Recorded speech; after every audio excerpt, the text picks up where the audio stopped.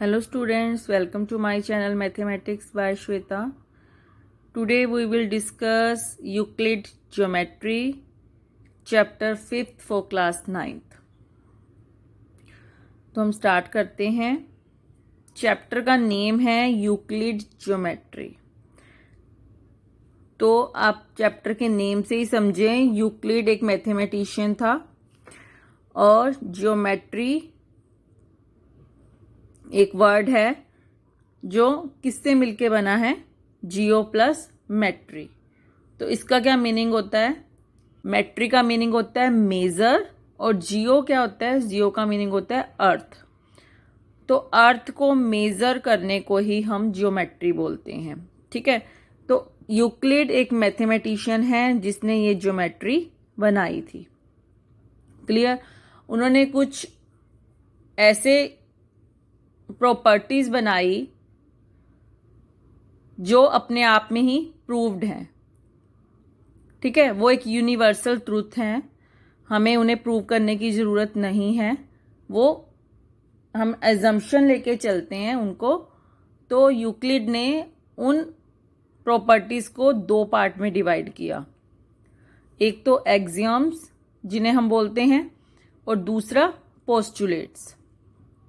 ठीक है, तो जो यूक्लिड एक्सियम्स हैं वो आपकी क्या हैं? वो थ्रू आउट मैथमेटिक्स आपकी यूज होती हैं, ज्योमेट्री में भी एंड अलजेब्रा में भी। क्लियर? बट जो पोस्टुलेट्स हैं वो आपके सिर्फ ज्योमेट्री में काम आते हैं। तो हम उन एक्सियम्स और पोस्टुलेट्स को पहले पढ़ेंगे, फिर अपनी एक्सरसाइज करेंगे। ठीक है, तो हम सबसे पहले पढ़ते हैं यूक्लिड एक्सियम्स क्या है। तो ये बहुत इजी हैं एक्सियम्स, बस आपको इनको एक बार समझने की ज़रूरत है। ठीक है, तो हम पढ़ते हैं। फर्स्ट एक्सियम्स क्या है? Things which are equal to the same thing are equal to one another. तो इसे समझो, क्या बात कह रहा है वो? Things which are equal to the same thing. मतलब अगर हम इसे अलजेब्राइकली देखें तो अगर कोई मैंने ए लिया, ए इक्वल है एक्स के और बी भी इक्वल है एक्स के। Things which are equal to the same thing, मतलब ए एंड बी कोई थिंग है यहां पर जो इक्वल किसके है? सेम थिंग के। मतलब सेम थिंग एक्स है, are equal to one another. तो जो ये है ए और बी, ये भी आपस में इक्वल हो जाएंगे। ठीक है, ए बी इक्वल है एक्स के, बी भी इक्वल है एक्स के, तो ए भी इक्वल हो जाएगा बी के। ठीक है, तो ये आपका फर्स्ट एक्सियम है। क्लियर है? Second, if equals are added to equals the whole are equal. मतलब अगर हम कुछ इक्वल चीज ऐड कर दें इक्वल में, मतलब इक्वल मतलब क्या है? अगर हम अलजेब्राइकली देखें तो 2 इक्वल 2 होता है। ठीक है, तो ये इक्वल्स हैं, ये इक्वल है आपस में। इसमें हम कोई इक्वल चीज ऐड कर दें, अगर मैं 1 ऐड कर दूं, इक्वली ऐड किया दोनों में, तो जो आपका रिजल्ट आएगा यानी जो होल आएगा आपका, वो भी क्या होगा? इक्वल होगा। ठीक है, तो यही लिखा है ना, if equals are added to equal the whole are equal, तो वो भी इक्वल होंगे। ठीक है, थर्ड एक्सियम्स क्या है? If equal are subtracted from equal. अब दो इक्वल चीजें हैं, ठीक है, दो इक्वल हैं, इसमें से हम कुछ सब्ट्रैक्ट कर दें, इक्वल थिंग सब्ट्रैक्ट कर दें। मैं 1 ही सब्ट्रैक्ट कर देती हूँ, इक्वल है 1 1 के, ये सब्ट्रैक्ट कर दिया तो जो रिमाइंडर आएगा वो भी इक्वल होगा। यहां से भी 2 मिलेगा, यहां से भी 2 मिलेगा और 2 इक्वल होता है 2 के। Things which coincide with one another are equal to one another. Coincide का मीनिंग क्या होता है? कोइंसाइड का मतलब होता है कि कोई भी एक चीज है आपके पास, अगर मैं यहां पर इसको ज्योमेट्रिकली देखूं, आपके पास एक लाइन है। ठीक है, मान लीजिए ये 5 मीटर है लाइन, ये लाइन 5 मीटर है और सेम एक और 5 मीटर की लाइन लूं अगर मैं, वो इसके ऊपर फिट हो जाए बिल्कुल। 5 मीटर की अगर ब्लैक लाइन है, 5 मीटर की ही रेड लाइन है, तो ये रेड और ब्लैक लाइन दोनों कोइंसाइड हो गई क्योंकि वो एक दूसरे के ऊपर फिट हो गई। ठीक है, तो ये दोनों आपस में लाइंस क्या होंगी, इक्वल होंगी। ठीक है, जैसे अगर मैं एक स्क्वायर ले लूं, ये स्क्वायर आपका 4 मीटर लेंथ का है, ये स्क्वायर है 4 मीटर लेंथ का, और एक सेम स्क्वायर में और 4 मीटर लेंथ का ले लूं और वो इसके ऊपर अगर मैं रख दूं तो वो इसके कोइंसाइड हो जाएगा।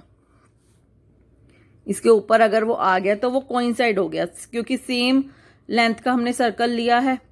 ठीक है, तो वो दोनों स्क्वायर आपस में इक्वल होंगे। ठीक है, तो things which coincide with one another are equal to one another. मतलब कोई भी चीज अगर कोइंसाइड कर जाए तो वो दोनों आपस में इक्वल होंगी। और कोइंसाइड का मतलब होता है कि किसी एक चीज के ऊपर वो सेम चीज फिट हो जाए पूरी तरह से। ठीक है, तो जैसे एक लाइन और हमने एक स्क्वायर देखा, तो ये कोइंसाइड हो गए आपस में और इक्वल भी हैं। अब फिफ्थ एक्सियम क्या है, the whole is greater than the part. Obviously है, आपके पास कोई एक चीज है, अगर मैं स्क्वायर ही ले लूं, स्क्वायर है ये, ठीक है, इसके अगर मैं पार्ट्स कर दूं, स्क्वायर के 4 पार्ट कर दिए मैंने इक्वली। ठीक है, तो एक पार्ट को मैंने ये कट कर दिया, अगर 1 पार्ट को मैंने कट कर दिया, ये भी एक स्क्वायर है। ठीक है, इसको मैंने कट कर दिया, तो जो आपके पास कट करके आएगा वो ये बनेगा, ये बनेगा ना। तो ये जो ये स्क्वायर था, ये होल था, इसका एक पार्ट अगर मैंने कट कर दिया तो वो तो छोटा ही होगा ना, होल तो ग्रेटर ही होता है हमेशा, तो ये ग्रेटर ही है पार्ट से। ठीक है, तो whole is greater than the part. Clear. 6th क्या है, things which are double of the same things are equal to one another. अगर कोई थिंग है वो डबल है किसी थिंग के, मतलब ए भी इक्वल है 2x के, बी भी है इक्वल 2x के। ठीक है, तो ए इक्वल होगा बी के, मतलब things A and B things हैं, अलजेब्राइकली हम देख रहे हैं इसको। ठीक है, तो इसको हम थिंग बोल रहे हैं एक तरह से समझने के लिए। तो things which are double of the same thing, double of the same thing, ठीक है, are equal to one another, तो ये आपस में इक्वल हो जाएंगी। हम अलजेब्राइकली देख रहे हैं तो ये ट्रू हो रहा है। ठीक है, तो ये एक्सियम इस तरह से आपके ट्रू हैं, इन्हें हमें प्रूव करने की जरूरत नहीं है। Clear. 7th, things which are half of the same things are equal to one another. जैसे ये किया, कोई भी थिंग है, अगर मैं ए ले लूं, ए इज इक्वल टू c/2 और बी भी मैंने ले लिया c/2 के इक्वल, तो ए भी इक्वल होगा बी के। ठीक है ना, क्योंकि things which are half of the same thing are equal to one another. अगर इस तरह से भी कोई चीज इक्वल है, ए इक्वल है c/2 के और c/2 भी इक्वल है b के, तो यानी a इक्वल होगा b के।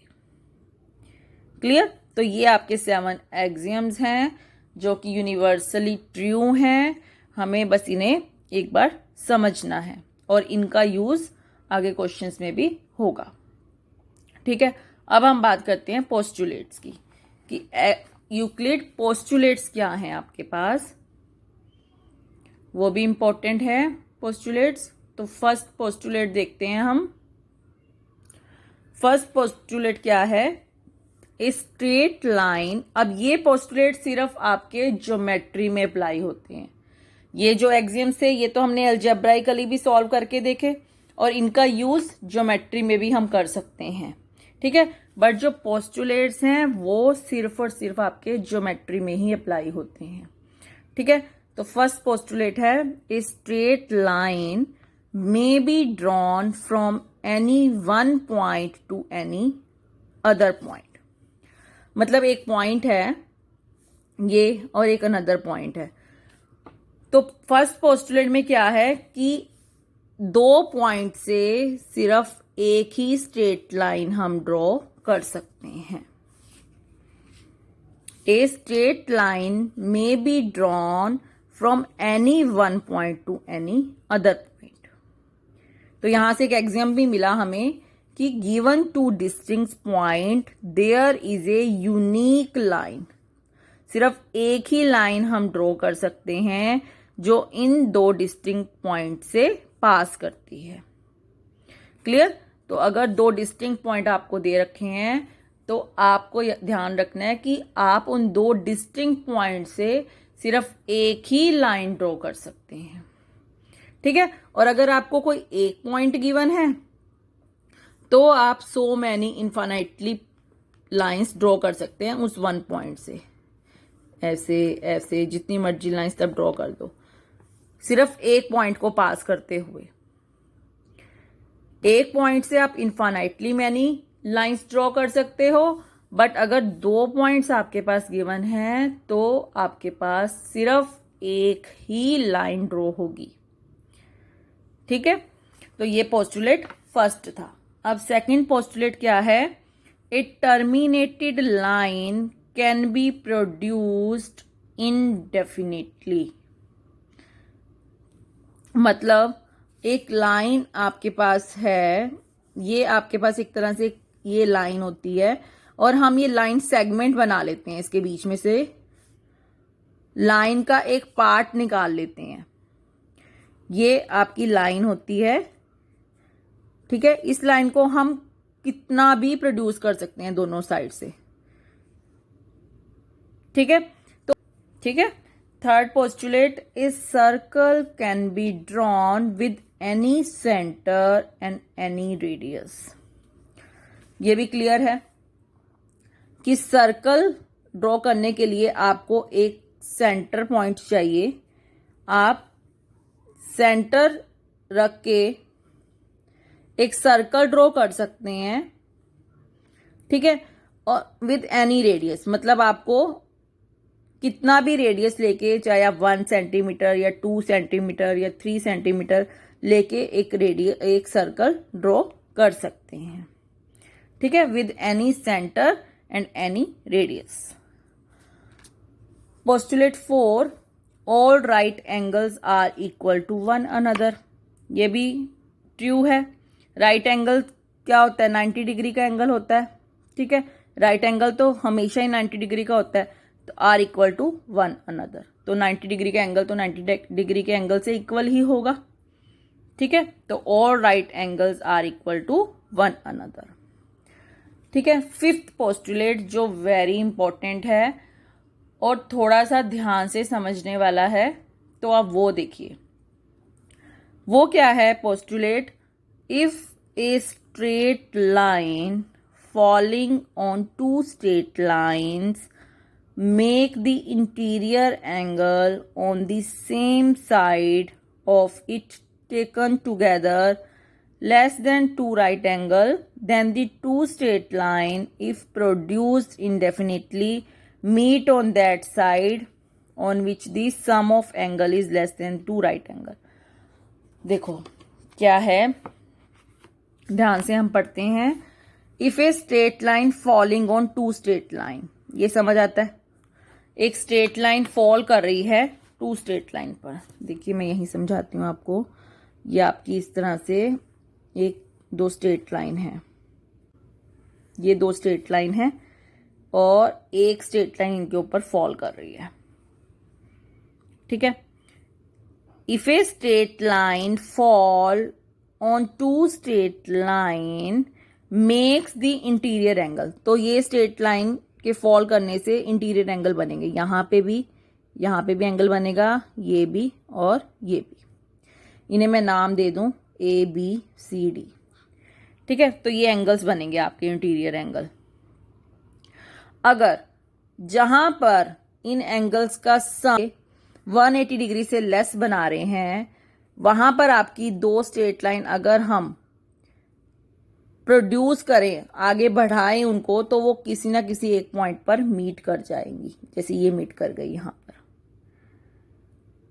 ठीक है, तो यहां पर क्या था कि जो इंटीरियर एंगल थे, मतलब ए प्लस बी जो थे, वो लेस देन 180 डिग्री का अगर एंगल बनाते हो, मतलब आपको ये समझना है कि अगर इंटीरियर एंगल मिलके जहां पर भी 180 डिग्री से लेस बनाए, वहां पर आपकी ये दो स्ट्रेट लाइन को अगर हम बढ़ा दें तो वो किसी एक पॉइंट पर जाकर जरूर मिलेंगी।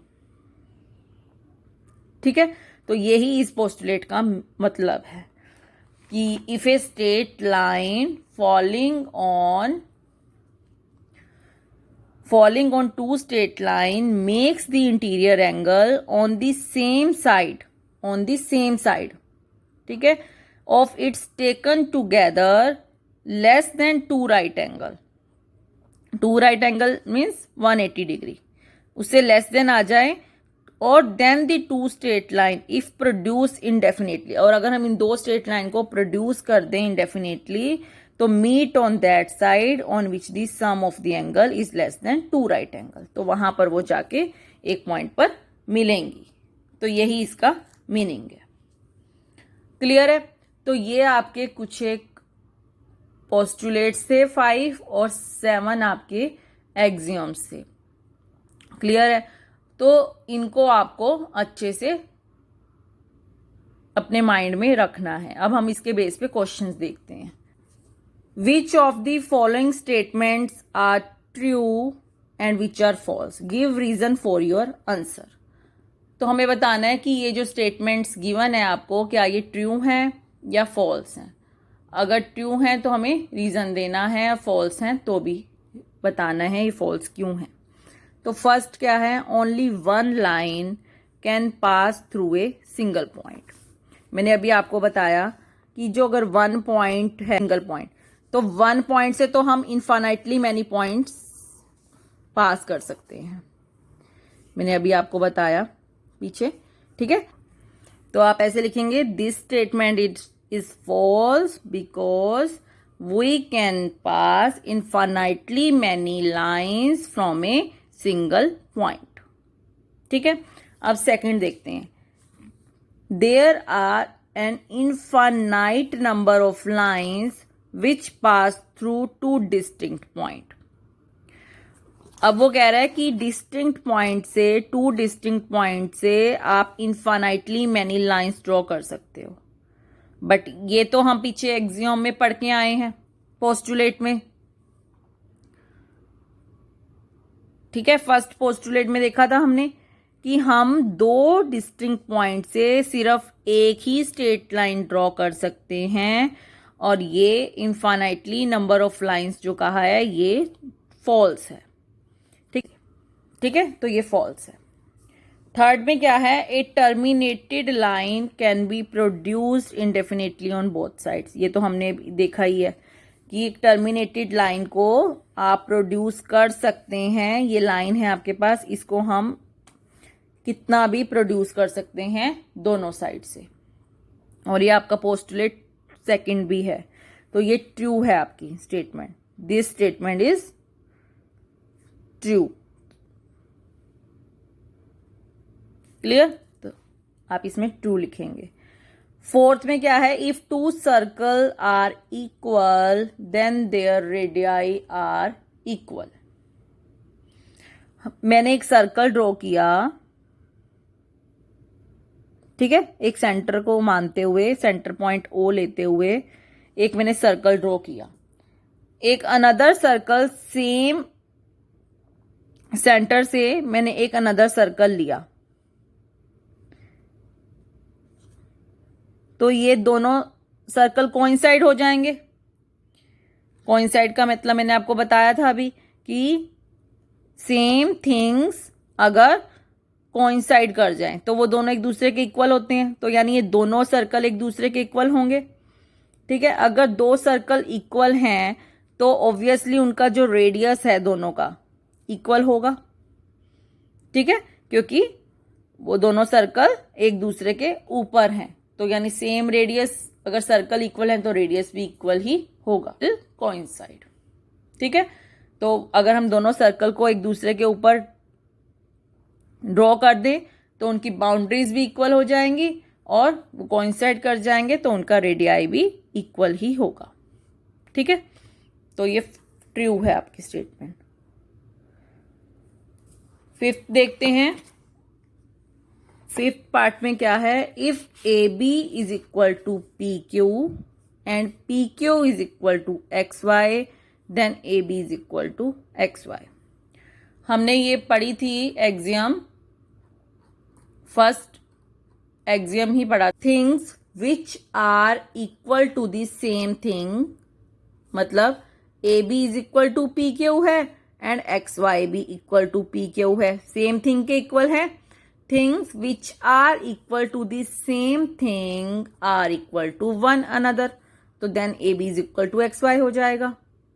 क्लियर है, तो यहां पर आप एक्सियम 1 लिखेंगे कि we know that things which are equal to the same things are equal to one another, then A B is equal to X Y. This is a true statement.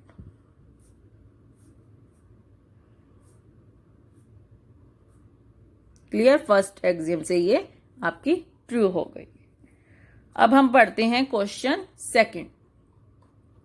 Question second में क्या है, तो first है parallel line. हमने parallel line को define करना है कि वो क्या होती हैं। तो पैरेलल लाइंस होती हैं, two lines are said to be parallel to each other if they are not intersect. मतलब दो लाइंस आपकी पैरेलल तब होंगी, एक लाइन ये है, एक लाइन ये है, इसे मैं एल नाम दे देती हूँ, इसे एम नाम दे देती हूँ, ये लाइन है। तो ये हम पैरेलल इन्हें तब कहेंगे जब ये लाइंस एक दूसरे को किसी भी पॉइंट पर टच नहीं कर रही हैं, किसी एक भी पॉइंट पर टच नहीं कर रही हों, तो उन्हें हम बोल देंगे कि वो लाइंस पैरेलल हैं। या आप ऐसे भी कह सकते हो दोनों लाइंस में कोई भी पॉइंट कॉमन ना हो। ठीक है, यानी वो लाइन इंटरसेक्ट ना कर रही हो। इंटरसेक्ट का मीनिंग यही होता है कि दो लाइंस आपस में किसी एक पॉइंट पर एक दूसरे को टच करें, उन्हें इंटरसेक्ट बोलते हैं। ये पॉइंट इंटरसेक्टिंग पॉइंट है, इंटरसेक्टिंग पॉइंट। ठीक है, बट पैरेलल लाइंस किसे कहेंगे, two lines are said to be parallel to each other if they are not intersect, मतलब वो एक दूसरे से नहीं मिल रही किसी भी एक पॉइंट पर। ठीक है, चाहे हम उन्हें जितना मर्जी प्रोड्यूस कर लें तब भी वो किसी भी पॉइंट पर नहीं मिलेंगी, तो उन लाइंस को हम बोलते हैं पैरेलल लाइंस। ठीक है, अब सेकंड है परपेंडिकुलर लाइंस। अब परपेंडिकुलर लाइंस कौन सी होती हैं, two lines are said to be perpendicular if they intersect each other. अब परपेंडिकुलर लाइंस वो लाइंस हैं जो इंटरसेक्ट करें, एक दूसरे को इंटरसेक्ट करें और एंगल बना दें, जहां जिस पॉइंट पर वो इंटरसेक्ट कर रही है ना वहां पर वो 90 डिग्री का एंगल बना दें। या इस पॉइंट पे इंटरसेक्ट कर रही थी तो यहां पे उन्होंने 90 डिग्री का एंगल बना दिया, ये 90 डिग्री के एंगल हैं। ठीक है, तो ये दो लाइंस अब क्या बन जाएंगी, परपेंडिकुलर लाइन बन जाएंगी। थर्ड है line segment.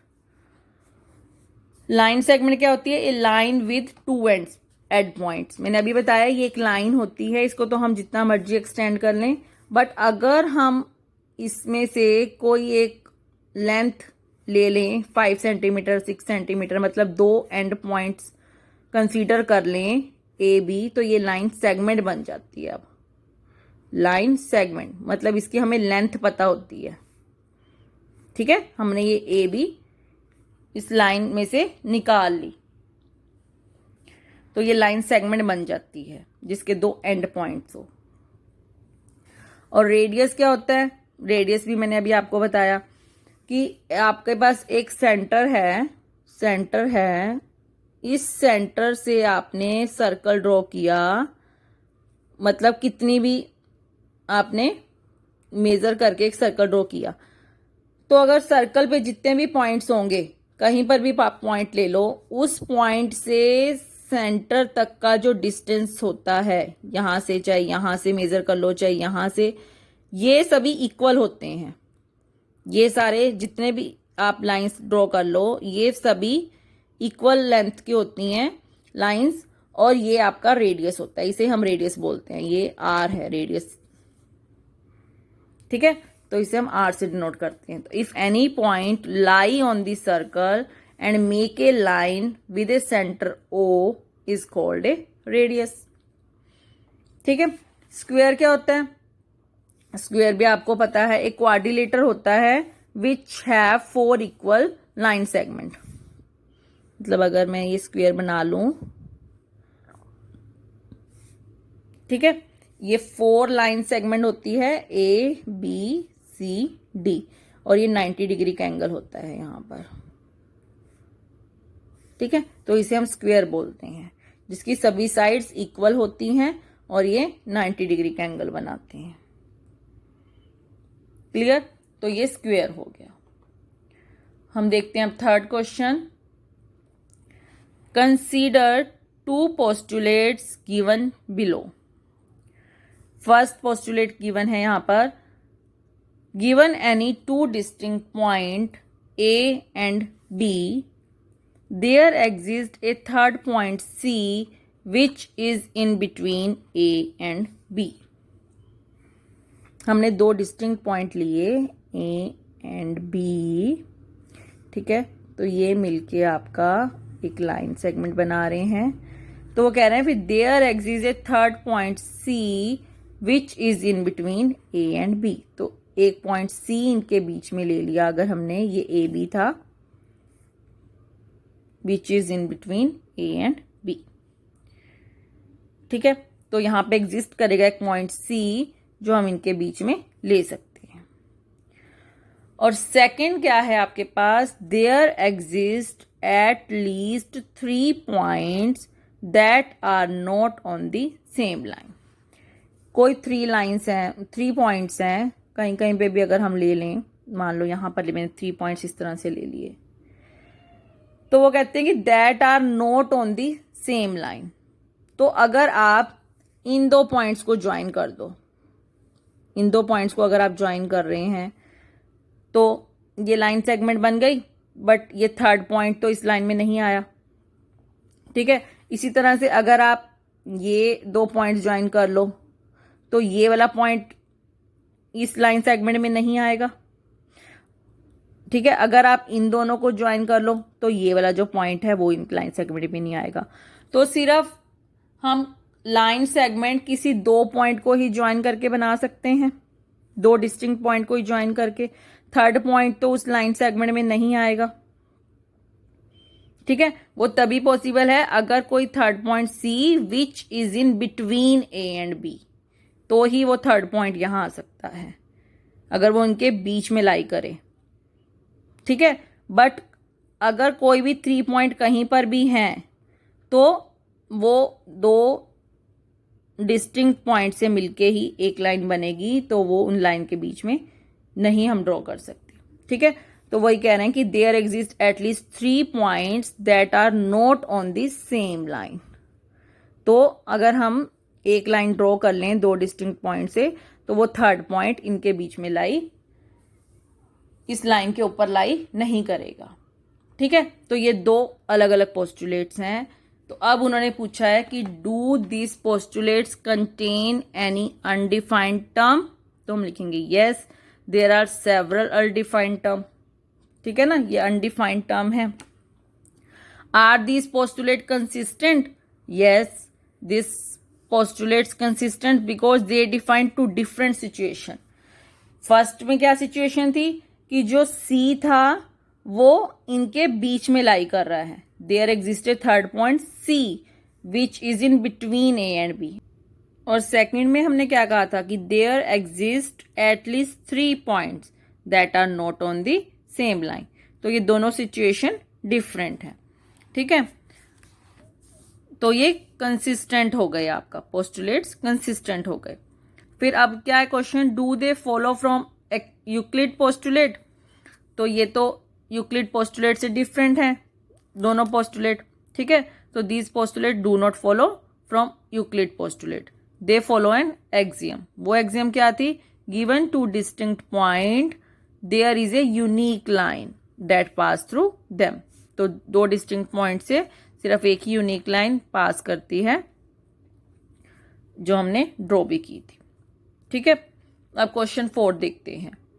If A point C lies between 2 point A and B,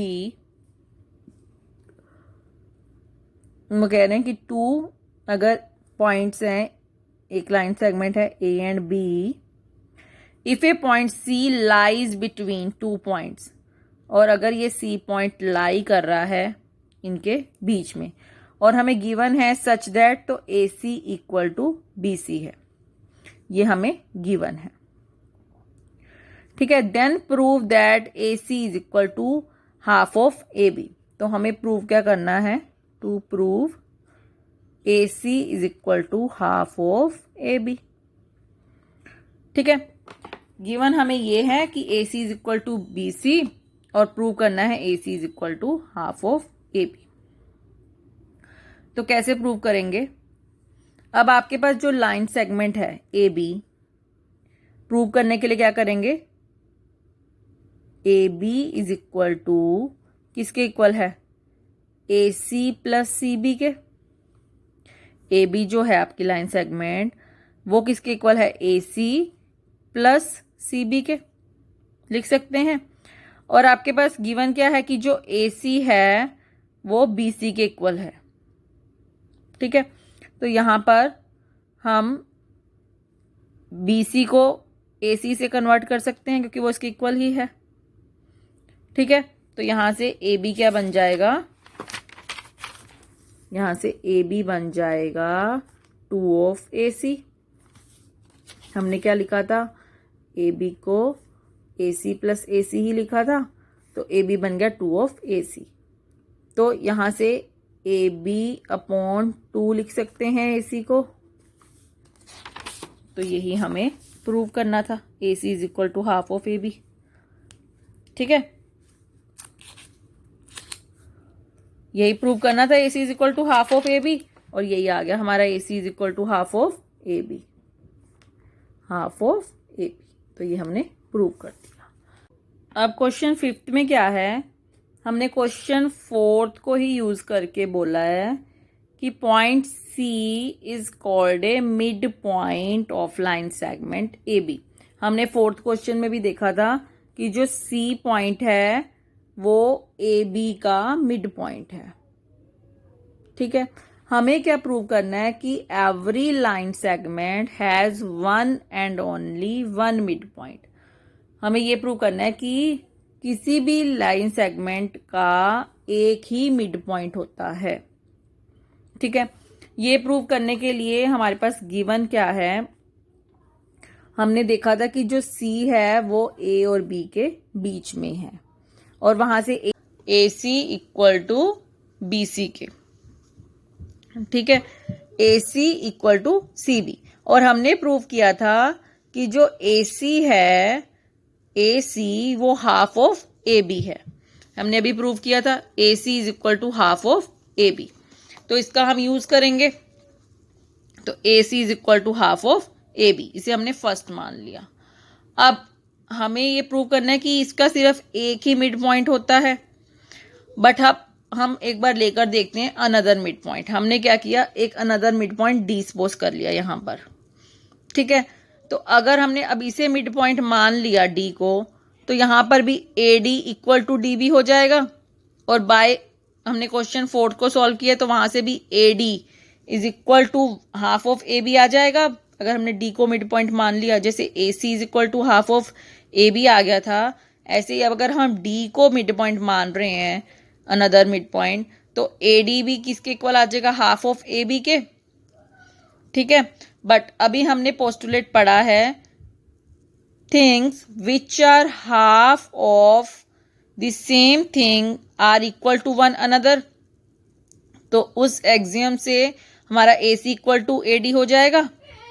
ठीक है, जब AC इक्वल टू AD हो गया, इसका मतलब कि जो C और जो D पॉइंट हैं अगर AC इक्वल टू AD हो गया, ये AC है इक्वल टू AD, ये तभी पॉसिबल है अगर जो D पॉइंट है वो C पॉइंट के ऊपर ही आ जाए, तभी AC इक्वल टू AD होगा ना।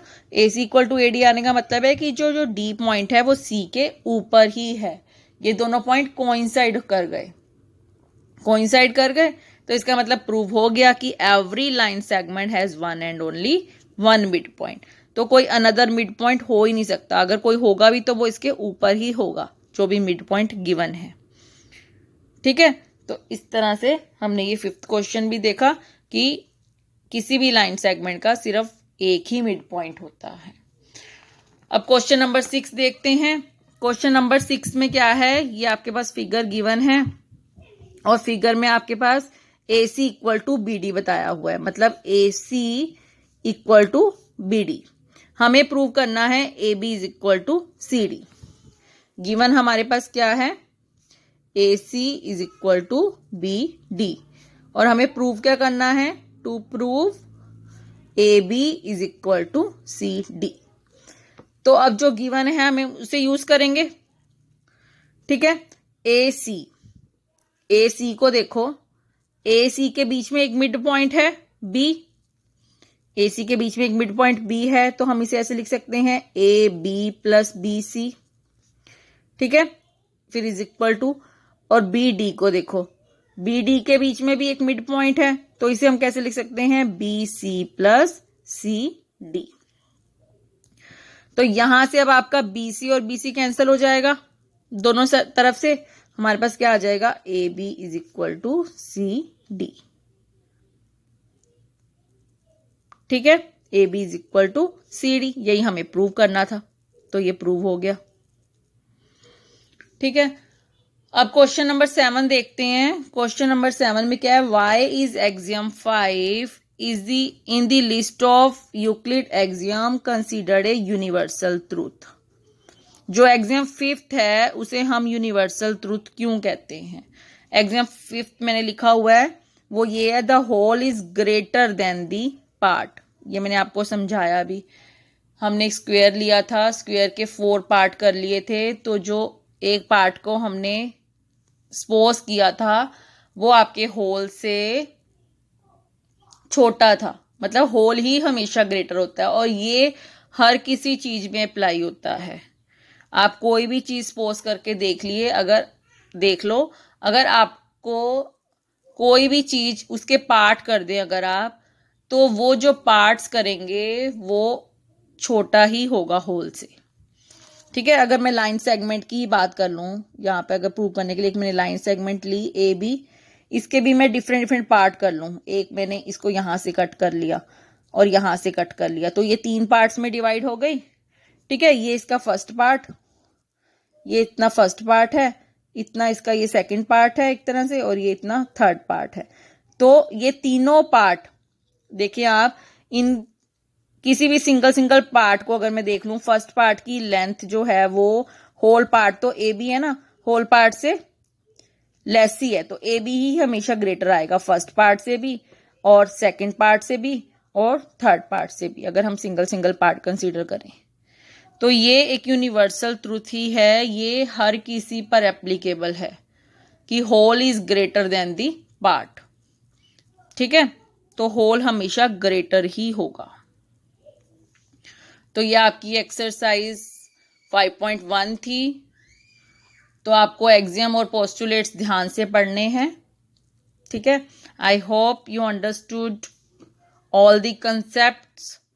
If you like my video, press the like button and share with your friends. Subscribe my channel. Thank you.